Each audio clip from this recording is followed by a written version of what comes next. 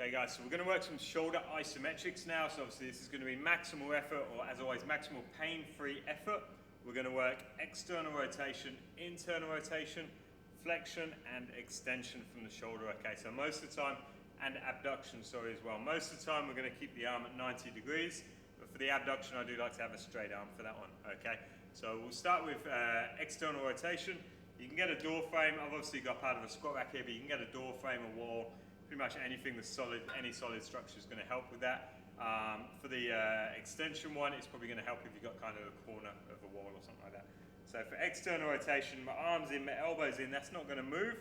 Okay, I'm basically trying to go from here and push out. So I'm coming into external rotation, but the wall's in the way for that. So I'm starting neutral, okay, and then all we're going to do is push into that wall with the fist as hard as you can without losing this form. So without the elbow coming out, with keeping this exact posture, push into the wall or structure as hard as you can, okay? So I'm basically trying to go through the wall just on that rotation, okay? So that's external rotation. Then we're going to work internal rotation. So I've got the pillar for this one, so I'm going to come onto the other side, okay? Obviously, if you wanted to, you could just come here as well. But for the benefit of this, I'm going to come onto the other side.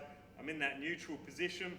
Okay, and I'm going to push into the wall this time, okay? Again, so I'm going to push inwards, keeping that elbow in, everything nice and tight, and working from there, okay? So that time I'm going internally, trying to bring my arm into my stomach, okay? Then we're going to work abduction. So for the abduction, I like to have a straight arm. I'm just going to stand up against the wall. You can change the angle, okay? But to start off with, I'm going to stand here up against the wall, spread my feet a little bit, and I'm just going to drive into the wall as hard as you can. Again, pain-free, 100% pain-free, and working from there. Okay, so that time I'm basically trying to come up like that. All right, you can do that at 90 degrees. I always prefer to do that on a straight arm though. All right, then we've got flexion. So for flexion, I'm basically trying to come up. So I'm working from the shoulder, arm stays to 90, and I'm just coming up, trying to uppercut through there, okay? So I'm going to start on the wall with my fist in the wall and stagger my stance and just drive in and up as hard as you can, okay? So I'm trying to go from here up through the wall, okay? Then you've got extension as well. So for this one, I like to start a little bit hinged, so I'm going to stagger my stance. That's why it's good to have a corner of a wall.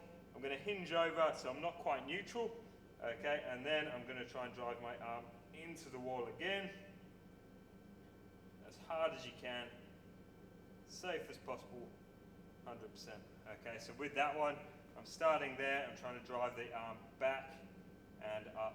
Okay, starting there, back and up. All right. So as with most isometrics, you go for maximal effort. It's maximal immovable effort.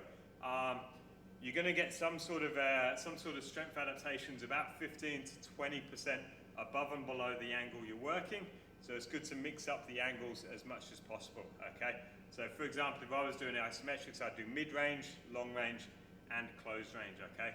So for example, if I was doing isometrics for abduction, I'd do here, I'd probably do about there as well, and then that's gonna kind of get the whole angle and the whole range of motion to increase strength. Enjoy.